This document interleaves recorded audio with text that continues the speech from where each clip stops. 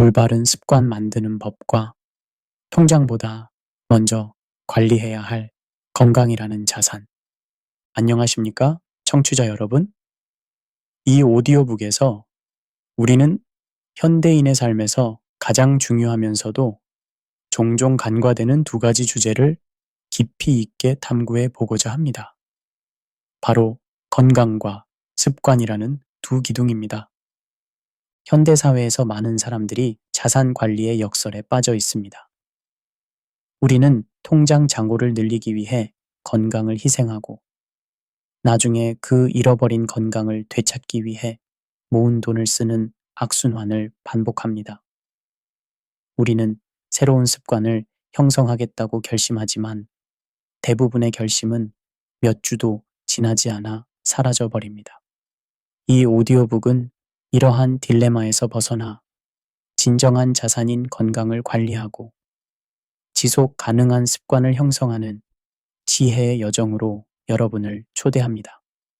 철학자 아르투르 쇼펜하우어는 건강은 행복의 전부는 아니지만 건강 없이는 아무것도 행복할 수 없다고 했습니다. 이 말은 우리의 건강이 모든 경험과 성취의 기본 토대가 됨을 상기시킵니다.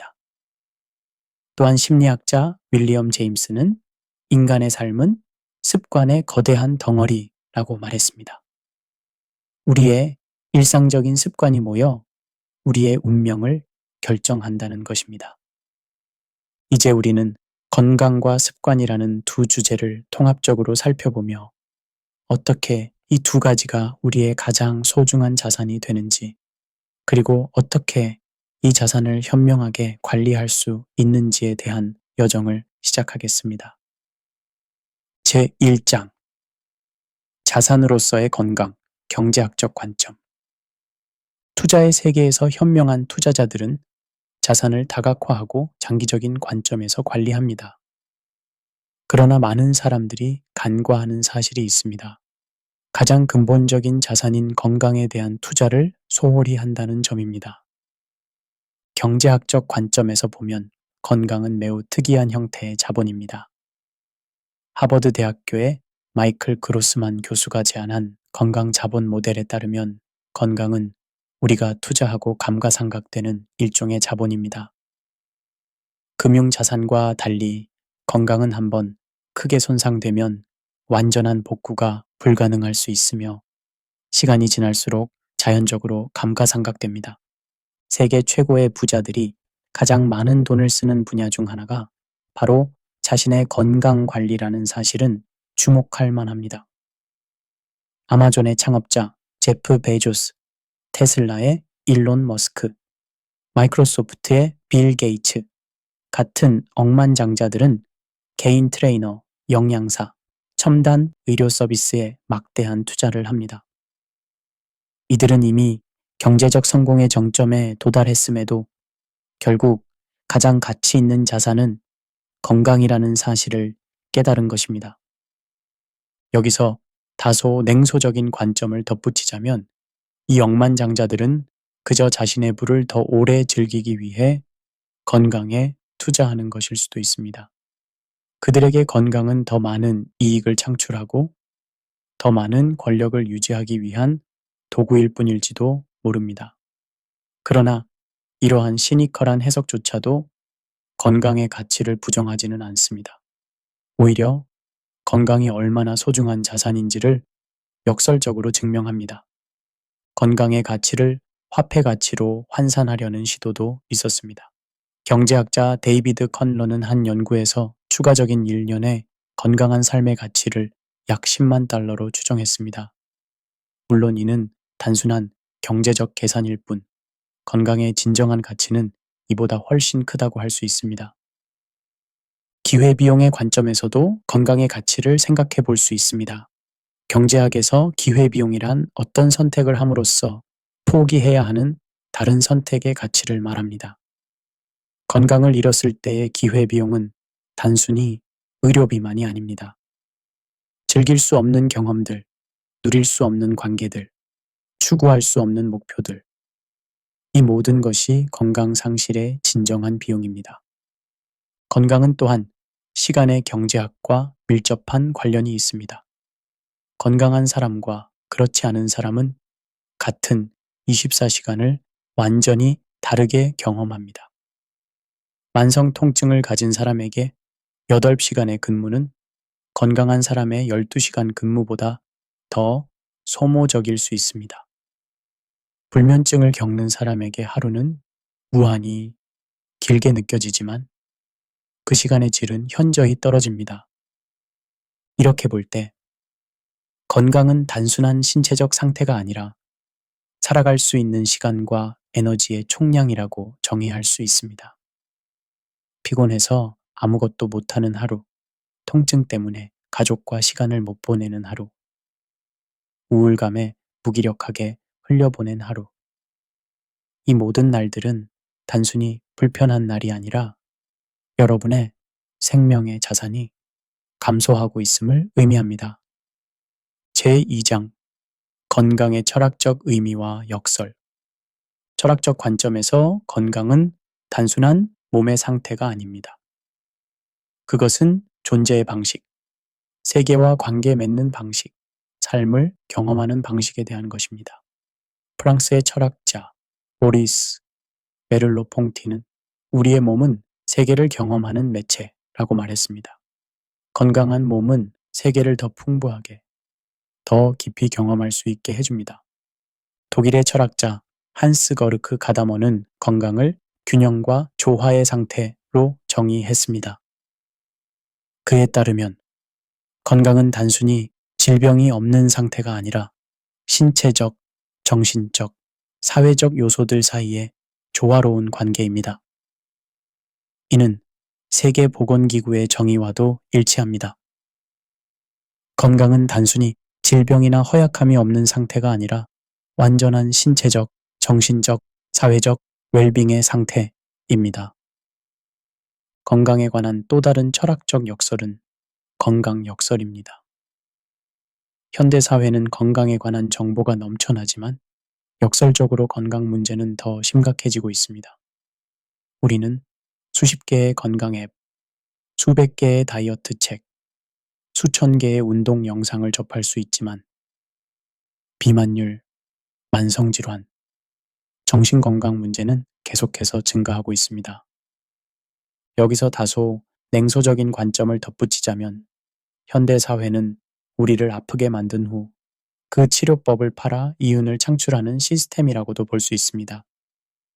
패스트푸드 체인점과 의약품 회사가 같은 대기업 그룹에 속해 있는 경우도 있으니 이런 관점이 완전히 틀렸다고만은 할 수 없을 것입니다. 우리는 건강에 해로운 음식과 생활 방식을 권장하는 마케팅에 노출되다가 그 결과로 발생하는 건강 문제를 치료하기 위해 또다시 돈을 지불하는 악순환 속에 살고 있습니다. 이러한 역설의 핵심에는 우리 사회의 근본적인 구조적 모순이 자리 잡고 있습니다. 한편으로는 건강한 생활을 권장하면서 다른 한편으로는 끊임없이 일하고 소비하고 성취하라는 압박을 가하는 사회입니다. 프랑스의 사회학자 피에르 부르디오에는 이를 사회적 재생산이라는 개념으로 설명했습니다. 사회는 특정한 행동 패턴과 가치관을 재생산하여 기존의 권력 구조를 유지한다는 것입니다. 건강에 대한 철학적 접근 중에서도 특히 주목할 만한 것은 동양 철학의 관점입니다. 도교에서는 건강을 도와의 조화로 봅니다. 도는 우주의 근본적인 원리로 이와 조화를 이루는 것이 건강과 장수의 비결이라고 생각했습니다. 한의학에서는 건강을 기의 균형 상태로 봅니다. 기가 원활하게 흐르면 건강하고 기의 흐름이 막히면 질병이 발생한다는 것입니다. 이러한 동양 철학적 접근은 현대의학의 환원주의적 관점과는 다른 전체론적 관점을 제공합니다. 현대의학이 질병의 특정 원인을 찾아 그것을 제거하는 데 초점을 맞춘다면 동양의학은 전체 시스템의 균형을 회복하는 데 중점을 둡니다. 현대 철학에서는 프랑스의 철학자 미셸 푸코가 생명 정치라는 개념을 통해 건강에 대한 흥미로운 관점을 제시했습니다. 푸코에 따르면 근대 이후 권력은 생명 자체를 통제하고 관리하는 형태로 변화했습니다.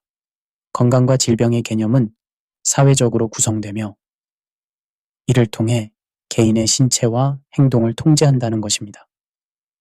다이어트, 운동, 건강검진 등은 단순한 개인적 선택이 아니라 사회적으로 형성된 자기 관리의 형태라는 것이 푸코의 주장입니다. 이렇게 볼 때 건강은 단순한 생물학적 상태를 넘어서 철학적, 사회적, 정치적 차원을 포함하는 복합적인 개념임을 알 수 있습니다. 건강을 진정으로 이해하고 관리하기 위해서는 이러한 다양한 차원을 통합적으로 고려해야 합니다. 제3장 건강의 과학적 이해, 신체와 마음의 연결. 현대 과학은 건강에 대한 우리의 이해를 크게 확장시켰습니다. 특히 주목할 만한 발견은 신체와 마음이 서로 긴밀하게 연결되어 있다는 사실입니다. 이는 고대부터 동양 의학과 철학에서 주장해온 것이지만 이제 현대 과학이 그 메커니즘을 밝혀내고 있습니다. 신경정신면역학이라는 학문 분야는 마음, 뇌, 면역 시스템 사이의 복잡한 상호작용을 연구합니다. 캘리포니아 대학교의 스티븐 콜 박사의 연구에 따르면 만성적인 스트레스는 면역 체계의 기능을 저하시켜 감염과 질병에 더 취약하게 만듭니다. 구체적으로 스트레스 호르몬인 코르티솔이 장기간 높은 수준으로 유지되면 면역 세포의 기능이 억제됩니다. 또 다른 흥미로운 연구 분야는 장내 미생물과 뇌의 연결입니다. 이른바 장뇌축은 우리가 먹는 음식이 우리의 생각과 감정에 직접적인 영향을 미칠 수 있음을 시사합니다. 존스 홉킨스 대학교의 연구에 따르면 장내 미생물은 신경 전달 물질인 세로토닌의 약 90%를 생산하며 이는 우리의 기분을 조절하는 중요한 역할을 합니다. 만성적인 스트레스는 텔로미어라는 염색체의 말단을 손상시켜 세포 노화를 가속화한다는 연구 결과도 있습니다. 캘리포니아 대학교 샌프란시스코의 엘리자베스 블랙번 박사는 이 연구로 2009년 노벨 생리의학상을 수상했습니다. 이는 우리의 정신적 상태가 분자 수준에서 우리의 신체적 노화에 영향을 미친다는 것을 의미합니다. 진화생물학적 관점에서 보면 우리의 신체는 현대적 환경에 완전히 적응하지 못했습니다. 하버드 대학교의 생물학자 다니엘 리버만 교수에 따르면 우리의 유전자는 수렵 채집 생활 방식에 최적화되어 있지만 현대의 좌식 생활과 가공식품은 이러한 진화적 배경과 충돌합니다.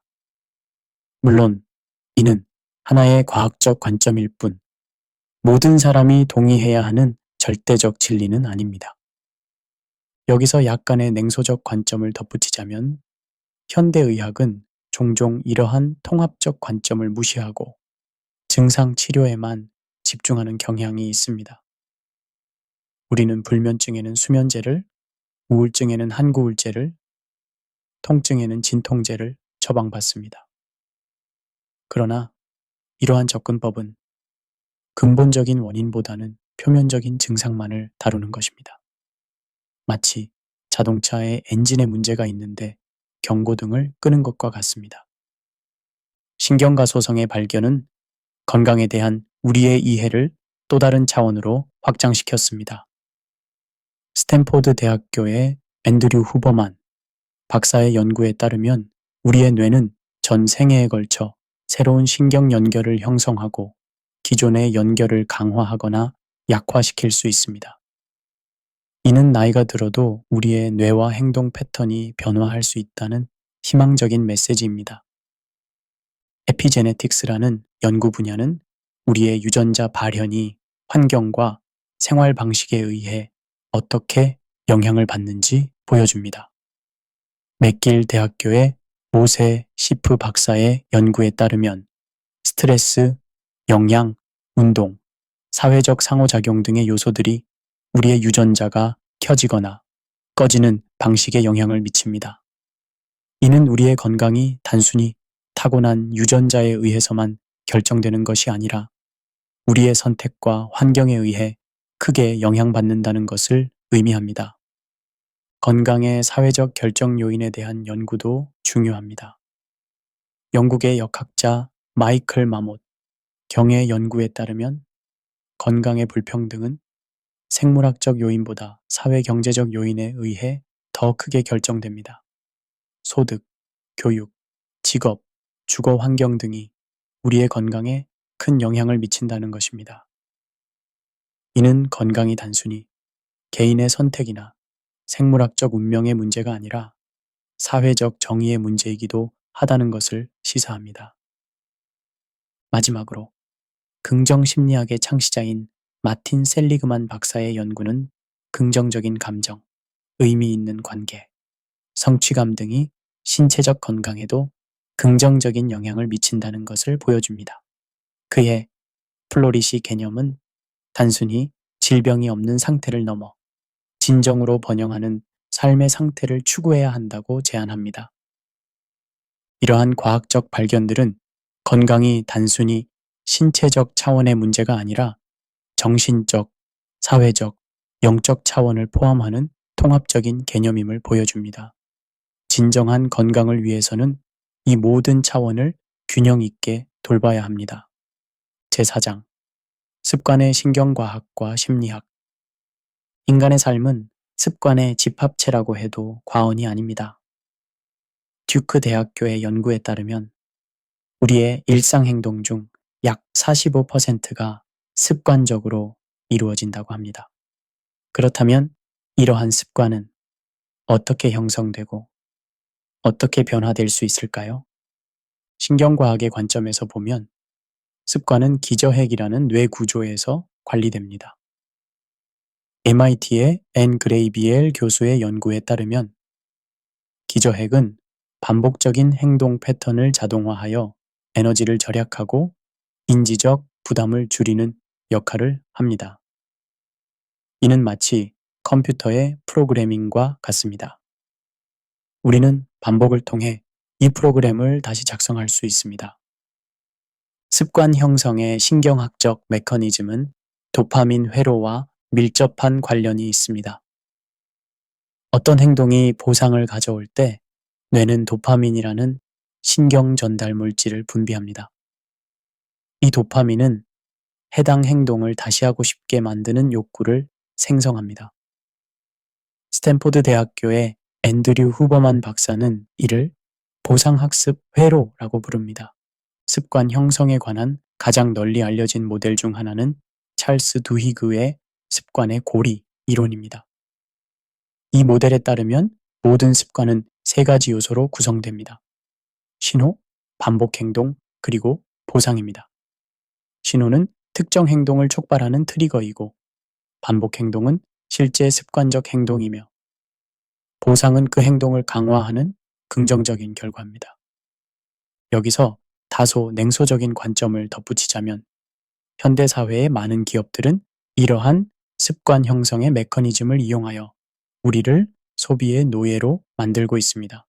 소셜미디어 플랫폼은 좋아요와 알림을 통해 도파민 분비를 유도하고 패스트푸드 체인은 짠맛, 단맛, 지방의 조합으로 우리의 뇌를 자극합니다. 우리는 이러한 정교한 습관 조작의 희생자가 되고 있는 것입니다. 습관 형성에 있어 또 다른 중요한 개념은 프랑스의 심리학자 피에르 자네가 제안한 의지의 저하입니다. 자네에 따르면 의지력은 한정된 자원으로 하루 동안 사용할수록 고갈됩니다. 이는 왜 우리가 저녁 시간에 더 충동적인 결정을 내리게 되는지, 왜 많은 다이어트가 밤에 실패하는지를 설명해 줍니다. 습관 형성에서 또 다른 중요한 요소는 환경 설계입니다.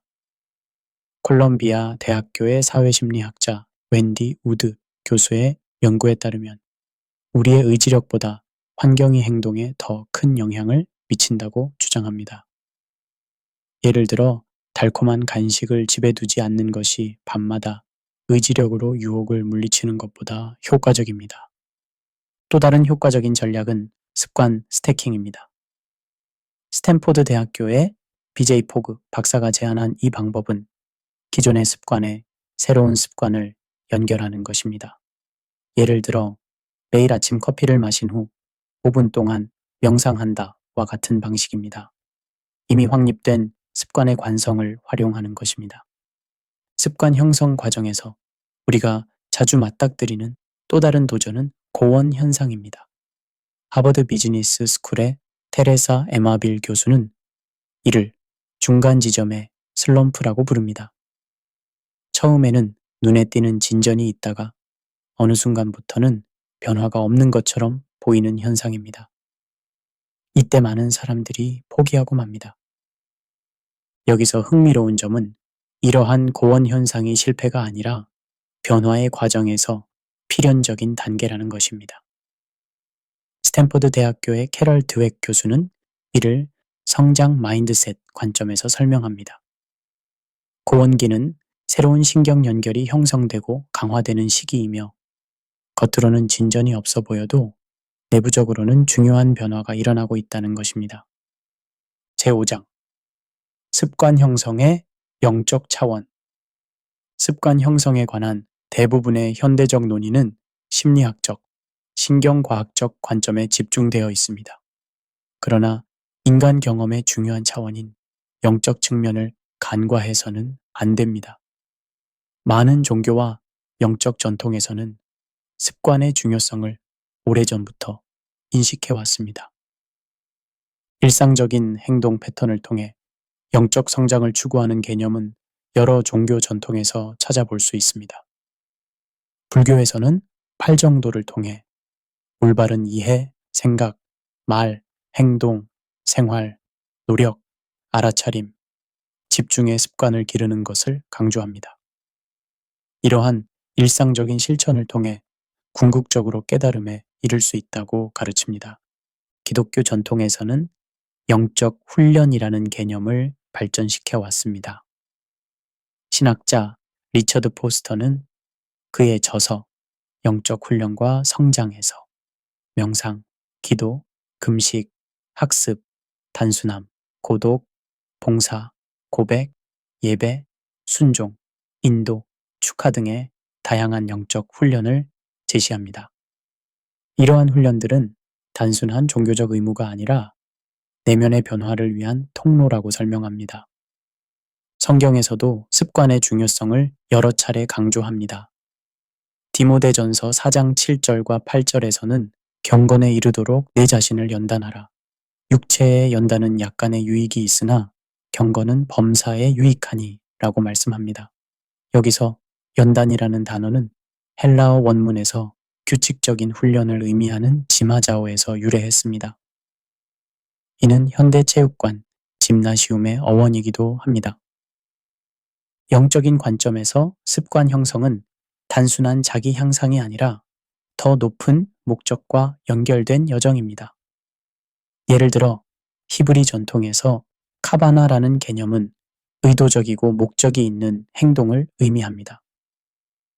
일상적인 활동도 올바른 의도와 함께하면 영적인 행위가 될 수 있다는 것입니다. 중세 수도사들은 룸비네이쇼라는 실천을 통해 성경 구절을 끊임없이 되새기며 그것이 자신의 일부가 되도록 했습니다. 이는 현대 심리학에서 말하는 인지적 재구조화와 유사한 개념이지만 영적 차원이 더해진 것입니다. 동양 철학에서는 도를 따르는 삶을 강조합니다. 노자의 도덕경에서는 일관된 실천을 통해 자연의 흐름과 조화를 이루는 것을 강조합니다. 이는 단순한 외적 행동의 변화가 아니라 우주의 근본 원리와 조화를 이루는 내적 상태의 변화를 추구하는 것입니다. 영적 습관 형성에서 또 다른 중요한 요소는 공동체입니다. 히브리서 10장 24절과 25절에서는 서로 돌아보아 사랑과 선행을 격려하며 모이기를 패하는 어떤 사람들의 습관과 같이 하지 말고 오직 권하여 라고 말씀합니다. 이는 영적 습관이 단순히 개인적인 노력만이 아니라 공동체적 맥락 속에서 형성되고 유지된다는 것을 보여줍니다. 하버드 대학교의 로버트 퍼트넘 교수의 연구에 따르면 종교적 공동체에 참여하는 사람들은 더 높은 사회적 자본과 웰빙을 경험한다고 합니다. 이는 단순히 종교적 신념 때문만이 아니라 공동체 내에서 공유되는 습관과 실천 때문이기도 합니다. 결론적으로 습관 형성의 영적 차원은 단순한 행동의 변화나 자기 개발을 넘어서는 것입니다. 그것은 우리의 존재 자체의 변화, 그리고 초월적 현실과의 연결을 추구하는 여정입니다. 이는 고린도후서 5장 17절에서 말씀하는 누구든지 그리스도 안에 있으면 새로운 피조물이라는 깊은 변화의 과정입니다.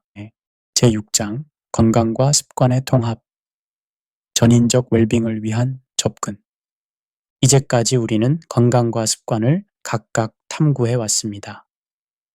이 장에서는 이 두 가지가 어떻게 통합되어 전인적 웰빙으로 이어지는지 살펴보겠습니다. 건강한 습관은 어떻게 형성되며 이러한 습관들이 어떻게 우리의 신체적, 정신적, 영적 건강에 영향을 미치는지 탐구할 것입니다. 전인적 웰빙은 세계보건기구의 건강 정의와 일치합니다. 건강은 단순히 질병이나 허약함이 없는 상태가 아니라 완전한 신체적, 정신적, 사회적 웰빙의 상태입니다. 여기에 영적 차원을 추가한다면 우리는 정말로 통합적인 건강의 모델을 얻게 됩니다. 습관과 건강의 관계는 양방향적입니다. 우리의 습관은 건강에 영향을 미치고 우리의 건강 상태는 다시 습관 형성 능력에 영향을 미칩니다.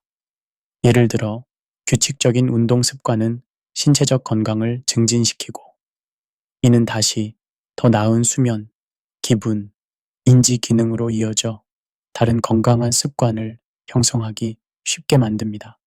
하버드 대학교의 공중보건학 교수 월터 윌렛 박사는 건강한 생활 방식의 5가지 기둥으로 건강한 식이, 규칙적인 신체 활동, 적절한 체중 유지, 금연, 적정 음주를 제시했습니다. 그의 연구에 따르면 이 5가지 습관을 모두 실천하는 사람들은 그렇지 않은 사람들에 비해 만성질환 위험이 현저히 낮았습니다. 여기서 약간의 냉소적 관점을 덧붙이자면 현대 건강 산업은 이러한 간단한 원칙들을 복잡하게 포장하여 판매하는 경향이 있습니다.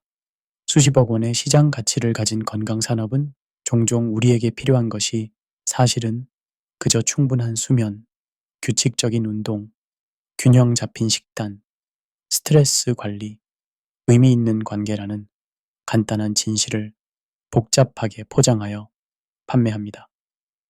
건강한 습관 형성에 있어 중요한 개념 중 하나는 키스톤 습관입니다.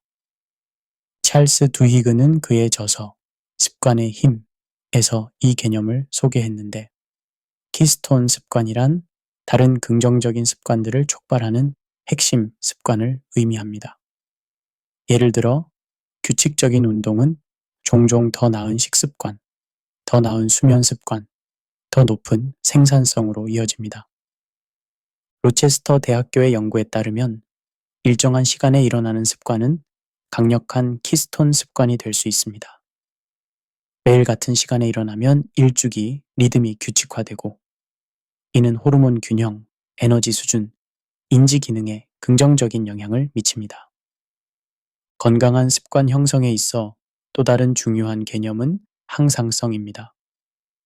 우리의 몸과 뇌는 현재 상태를 유지하려는 강한 경향이 있습니다. 하버드 의과대학의 연구에 따르면 이러한 항상성으로 인해 새로운 습관을 형성하는 초기 단계가 특히 어렵습니다. 하지만 일단 새로운 패턴이 확립되면 이번에는 항상성이 그 패턴을 유지하는 방향으로 작용합니다. 전인적 웰빙을 위한 습관은 신체적, 정신적, 사회적, 영적 차원을 모두 포함해야 합니다. 콜롬비아 대학교의 인간발달 교수 리사 밀러는 이러한 다차원적 웰빙을 통합적 건강이라고 부르며 이는 각 차원이 서로 영향을 주고받는 역동적인 시스템이라고 설명합니다. 신체적 차원에서는 규칙적인 운동, 균형 잡힌 영양, 충분한 수면, 적절한 수분 섭취, 정기적인 건강 검진 등의 습관이 중요합니다. 메이오 클리닉의 연구에 따르면 일주일에 150분의 중간 강도 운동은 우울증 위험을 약 30% 감소시키고 당뇨병, 심혈관 질환, 특정 암의 위험도 크게 낮춥니다. 정신적 차원에서는 명상, 마음 챙김, 인지적 유연성 연습, 지속적인 학습, 창의적 표현 등의 습관이 중요합니다.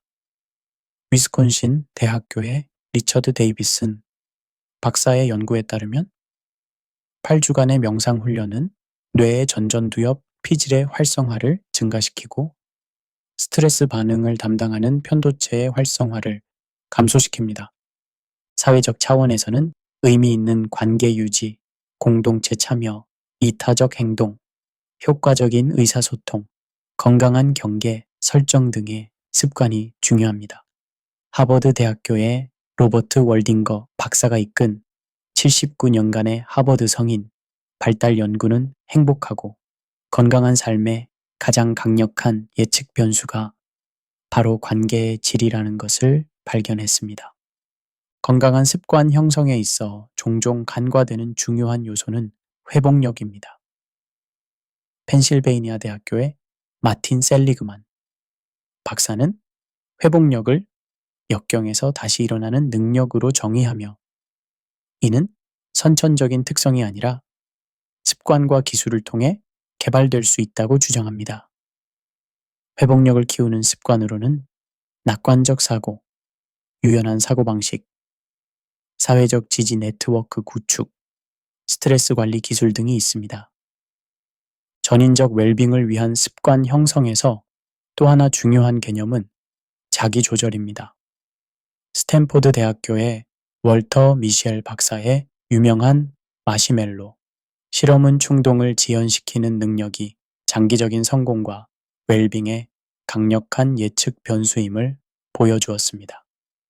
자기조절 능력은 명상, 점진적 노출, 인지적 재구조화 등의 실천을 통해 강화될 수 있습니다.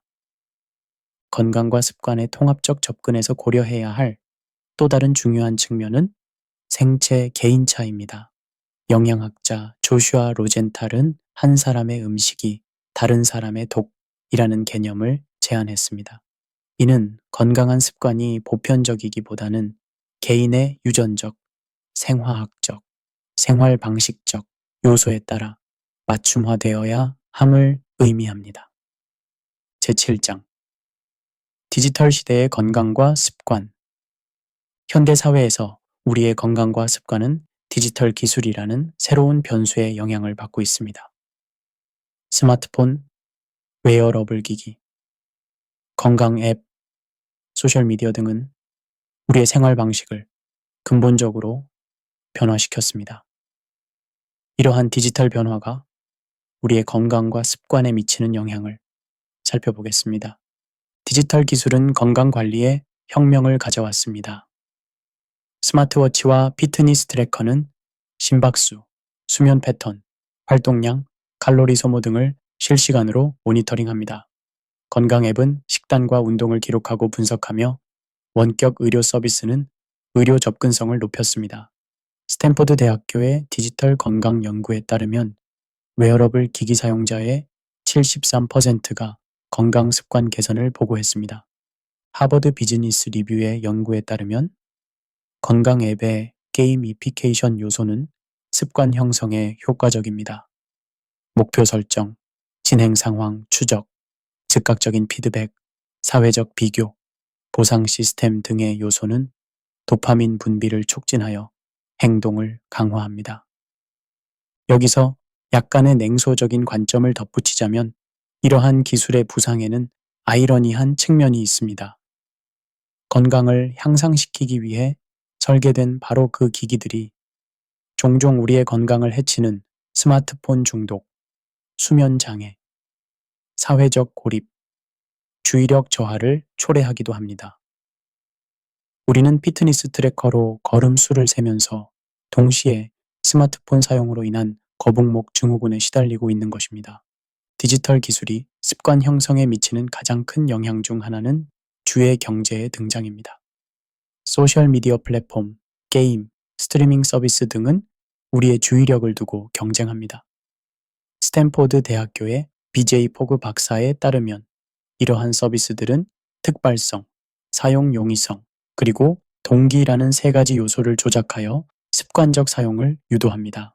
컬럼비아 대학교의 조셉 모러윈 교수는 디지털 기기가 인지적 오프로딩을 촉진한다고 주장합니다. 즉, 우리는 정보를 기억하는 대신 검색할 수 있다는 것을 알기 때문에 깊은 기억과 처리에 덜 투자하게 됩니다. 이는 장기적으로 인지 능력에 영향을 미칠 수 있습니다. 그러나 디지털 기술의 모든 영향이 부정적인 것은 아닙니다.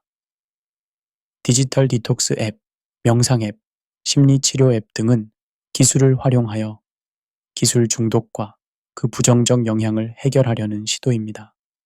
아이러니하게도 기술 문제의 해결책이 다시 기술에 있는 것입니다. 건강 데이터의 상품화는 또 다른 중요한 문제입니다. 하버드 대학교의 쇼샤나 주보프 교수는 그에 져서 감시 자본주의 시대에서 우리의 건강 데이터가 어떻게 기업의 이윤을 위해 수집, 분석, 판매되는지 설명합니다. 당신의 핏비트나 애플워치가 수집한 건강 데이터는 보험회사나 마케팅 회사에 판매될 수 있으며 이는 프라이버시와 자율성에 대한 심각한 질문을 제기합니다.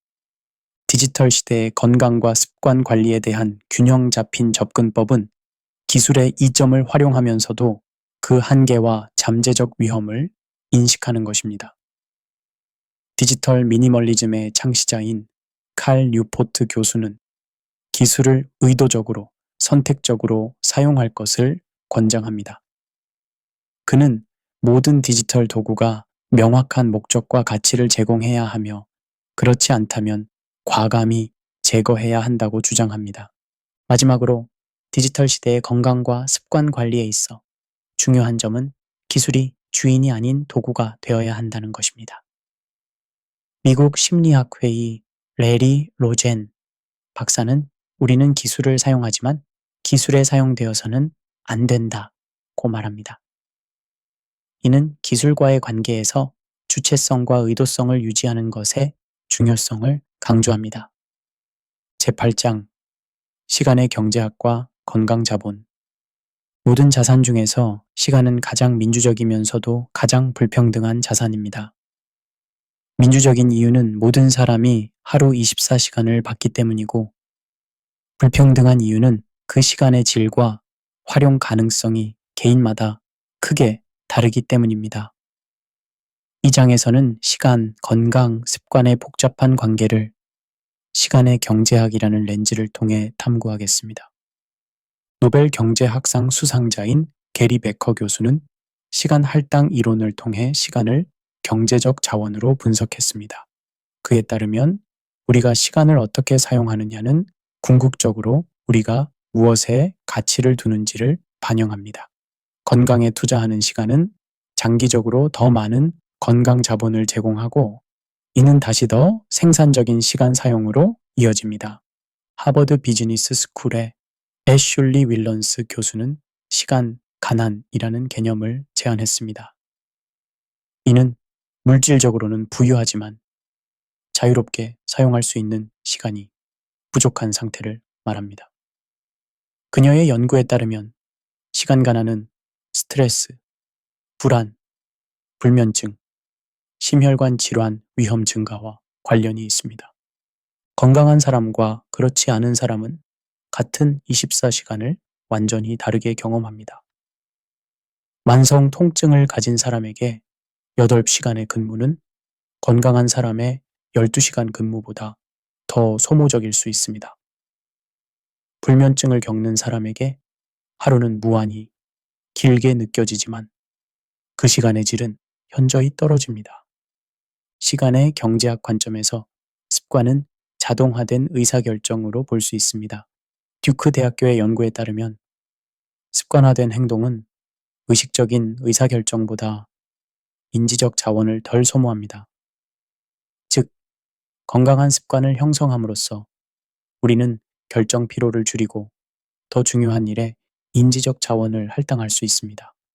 시간 불일치는 행동 경제학의 중요한 개념으로 우리가 현재의 즐거움을 위해 장기적인 이익을 희생하는 경향을 설명합니다.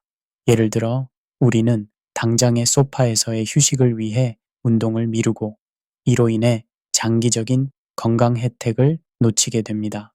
노벨 경제학상 수상자인 리처드 탈러와 캐스 선스타인은 그들의 저서 넛지에서 이러한 편향을 극복하기 위한 선택 아키텍처의 중요성을 강조합니다. 건강 투자에 대한 수익률은 시간에 따라 달라집니다. 프린스턴 대학교의 데니 케인먼 교수의 연구에 따르면 젊을 때 건강에 투자하는 것의 장기적 혜택은 나이가 들어서 투자하는 것보다 훨씬 큽니다. 이는 복리 효과와 유사합니다. 일찍 시작할수록 더 큰 수익을 얻게 되는 것입니다. 미국의 시간 사용 조사에 따르면 평균적인 성인은 하루에 약 2.8시간을 TV 시청에 그리고 단 20분을 신체 활동에 사용합니다. 이러한 시간 할당이 건강에 미치는 장기적 영향을 고려하면 우리는 실제로 많은 건강 자본을 포기하고 있는 셈입니다. 효과적인 시간 관리는 건강한 습관 형성의 핵심입니다. 시간 차단이라는 기법은 특정 활동에 전념할 시간을 미리 예약하는 것입니다. 예를 들어 매일 오전 7시부터 8시까지를 운동 시간으로 지정하면 이는 더 이상 협상의 대상이 아니라 확고한 약속이 됩니다. 결론적으로 시간과 건강의 관계는 양방향적입니다. 건강에 투자하는 시간은 더 많은 양질의 시간을 가져오고 이는 다시 더 나은 선택과 습관으로 이어집니다. 이것이 바로 현명한 시간 투자자들이 왜 건강을 최우선으로 여기는지에 대한 이유입니다. 제9장 사회문화적 관점에서의 건강과 습관. 건강과 습관은 단순한 개인적 선택의 문제가 아니라 깊은 사회문화적 맥락 속에 존재합니다.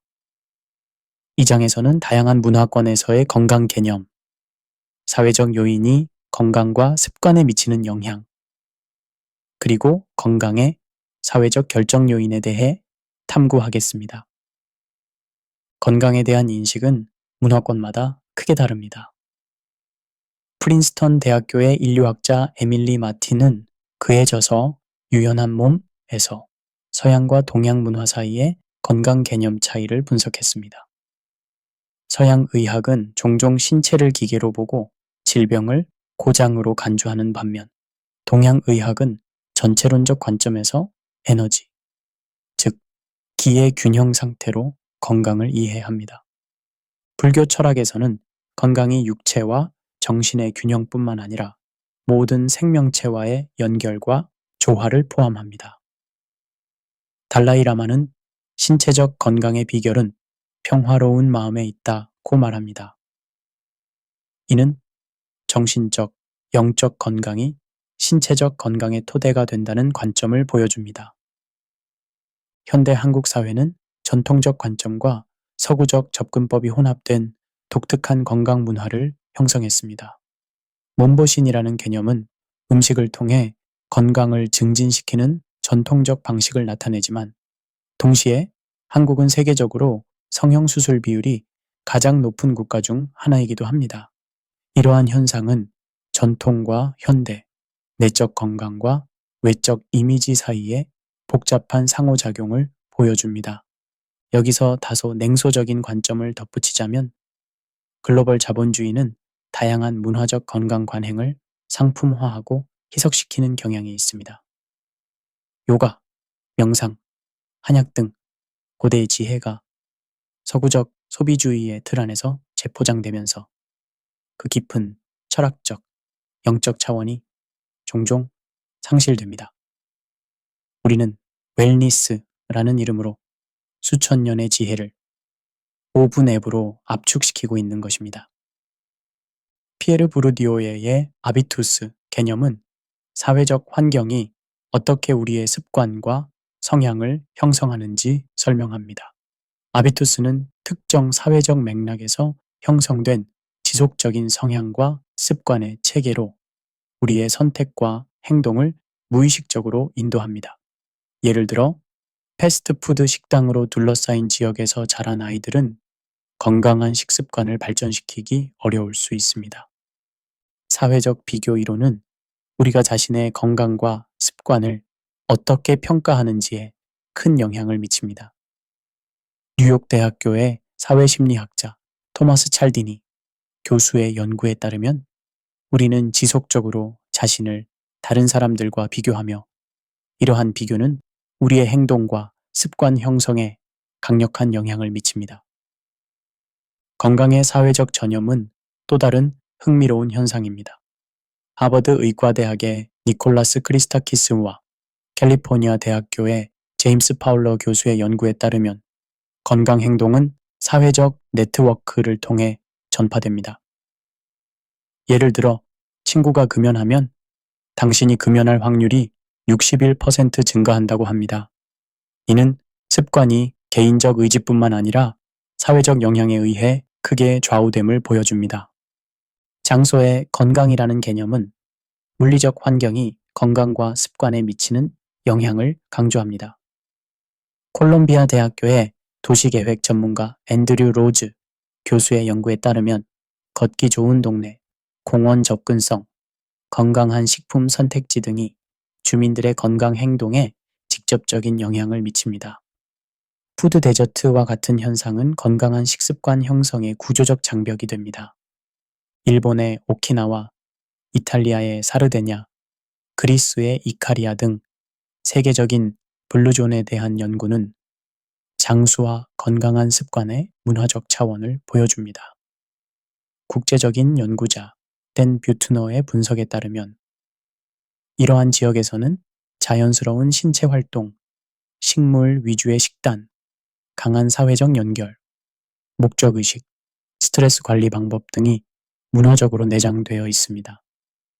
건강 관련 습관에 있어 사회적 규범의 영향도 간과할 수 없습니다. 예일 대학교의 사회심리학자 데이비드 랜드는 사회적 규범이 음주, 흡연, 식습관, 운동 등 다양한 건강 행동에 미치는 영향을 연구했습니다. 그의 연구에 따르면 우리가 속한 그룹의 지배적인 행동 패턴은 우리 자신의 행동에 강력한 영향을 미칩니다. 여기서 다소 냉소적인 관점을 덧붙이자면 현대 사회는 건강 문제의 원인을 제공한 후 그 해결책을 개인에게 떠넘기는 경향이 있습니다. 대기업들은 중독성 있는 음식을 생산하고 앉아있는 생활 방식을 촉진하며 스트레스가 많은 근무 환경을 조성한 후 개인들에게 의지력과 자기 규율로 이러한 문제를 극복하라고 요구합니다. 이는 사회적, 구조적 문제를 개인화하는 전략입니다. 결론적으로 건강과 습관은 단순한 개인적 선택의 문제가 아니라 복잡한 사회 문화적 맥락 속에 위치한 현상입니다. 진정으로 건강한 사회를 구축하기 위해서는 개인의 행동 변화뿐만 아니라 이러한 행동을 지원하거나 방해하는 사회적, 구조적 요인들을 함께 고려해야 합니다. 제10장 결론, 건강과 습관의 통합적 여정. 지금까지 우리는 건강과 습관이라는 두 가지 주제를 다양한 관점에서 깊이 있게 탐구해 왔습니다. 이제 이 모든 통찰을 통합하여 현대인들이 자신의 진정한 자산인 건강을 관리하고 지속 가능한 습관을 형성하는 데 도움이 될 수 있는 지혜의 지도를 그려보겠습니다. 우리가 이 여정에서 발견한 첫 번째 핵심 통찰은 건강이 단순한 신체적 상태가 아니라 전인적인 웰빙의 상태라는 것입니다. 세계보건기구의 정의처럼 건강은 단순히 질병이나 허약함이 없는 상태가 아니라 완전한 신체적, 정신적, 사회적 웰빙의 상태입니다. 여기에 영적 차원까지 더한다면 우리는 정말로 통합적인 건강의 모델을 얻게 됩니다. 두 번째 통찰은 습관의 힘입니다. 아리스토텔레스는 우리는 우리가 반복적으로 하는 것이다. 따라서 탁월함은 행동이 아니라 습관이다 라고 말했습니다. 현대 신경과학은 이러한 고대의 지혜를 확인해주고 있습니다. 습관은 우리의 뇌를 물리적으로 재구성하여 처음에는 의식적 노력이 필요하던 행동이 점차 자동화되고 자연스러워집니다. 세 번째 통찰은 건강과 습관이 사회 문화적 맥락 속에 깊이 뿌리내리고 있다는 것입니다.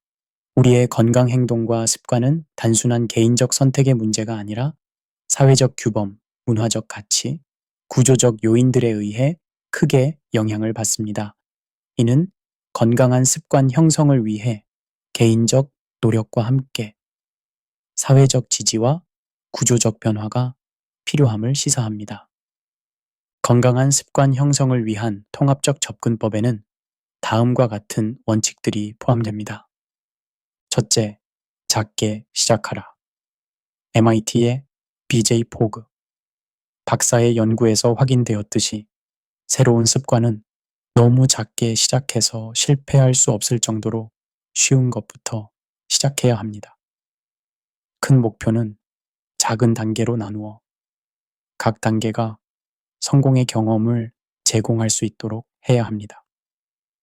둘째, 환경을 설계하라.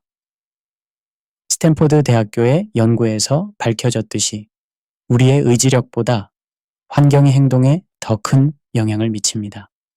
건강한 선택을 쉽게 만들고 불건강한 선택을 어렵게 만드는 환경을 조성함으로써 습관 형성의 마찰을 줄일 수 있습니다.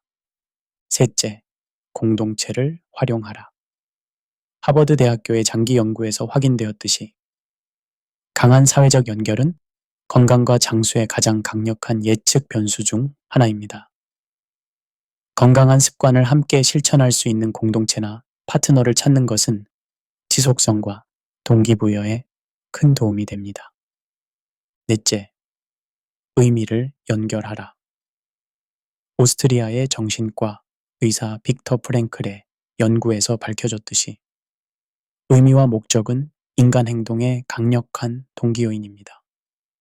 건강한 습관을 단순한 의무가 아니라 더 큰 삶의 목적과 연결시킬 때 그 지속성이 크게 향상됩니다. 다섯째, 실패를 받아들이라. 스탠포드 대학교의 캐럴 드웩 교수의 성장 마인드셋 연구에서 확인되었듯이 실패는 여정의 끝이 아니라 배움의 기회입니다. 완벽주의가 아닌 진보를 추구하고 실패 후에도 다시 시작하는 회복력을 키우는 것이 중요합니다. 여섯째, 전인적 관점을 유지하라. 하버드 의과대학의 연구에서 확인되었듯이 신체와 마음은 긴밀하게 연결되어 있습니다. 신체적 건강은 정신 건강에 영향을 미치고 정신 건강은 다시 신체적 건강에 영향을 미칩니다. 따라서 건강한 습관은 신체, 정신, 정서, 영적 차원을 모두 고려해야 합니다. 일곱째, 디지털 도구를 현명하게 활용하라. 스탠포드 대학교의 디지털 건강 연구에서 확인되었듯이 디지털 기술은 건강 관리와 습관 형성에 큰 도움이 될 수 있지만 동시에 새로운 문제를 초래할 수도 있습니다. 기술을 주인이 아닌 도구로 활용하는 지혜가 필요합니다. 여덟째, 시간의 가치를 이해하라. 노벨 경제학상 수상자 게리 베커의 연구에서 밝혀졌듯이 시간은 우리의 가장 소중한 자원입니다. 건강에 투자하는 시간은 장기적으로 더 많은 양질의 시간을 가져오는 현명한 투자입니다. 아홉째, 사회적 결정 요인을 인식하라. 영국의 역학자 마이클 마못 경의 연구에서 확인되었듯이 건강은 개인적 선택을 넘어서는 사회적, 경제적, 환경적 요인들에 의해 크게 영향을 받습니다. 개인적 노력과 함께 사회적 변화를 위한 참여도 중요합니다. 마지막으로 영적 차원을 통합하라. 많은 종교와 영적 전통에서 가르치듯이 진정한 건강은 초월적 차원과의 연결을 포함합니다. 목적, 의미, 감사, 용서, 자기 초월과 같은 영적 실천은 전인적 웰빙의 중요한 부분입니다. 이 모든 원칙들이 제시하는 것은 건강과 습관에 대한 균형 잡힌 통합적인 접근법입니다. 이는 단기적인 해결책이나 극단적인 방법이 아니라 지속 가능하고 조화로운 생활 방식을 추구하는 것입니다. 성경은 우리 몸의 가치와 중요성을 상기시킵니다. 너희 몸은 너희가 하나님께로부터 받은 성령이 거하시는 성전인 줄 알지 못하느냐. 고린도전서 6장 19절. 이는 우리의 건강 관리가 단순한 자기 만족이나 사회적 기준 충족의 문제가 아니라 우리에게 주어진 소중한 선물을 존중하고 돌보는 책임임을 상기시킵니다. 끝으로 건강과 습관은 목적지가 아니라 여정임을 기억해야 합니다. 완벽한 건강이나 완벽한 습관은 없습니다. 중요한 것은 매일의 작은 선택들, 실패 후에도 다시 시작하는 용기, 그리고 자신과 타인에 대한 자비심입니다.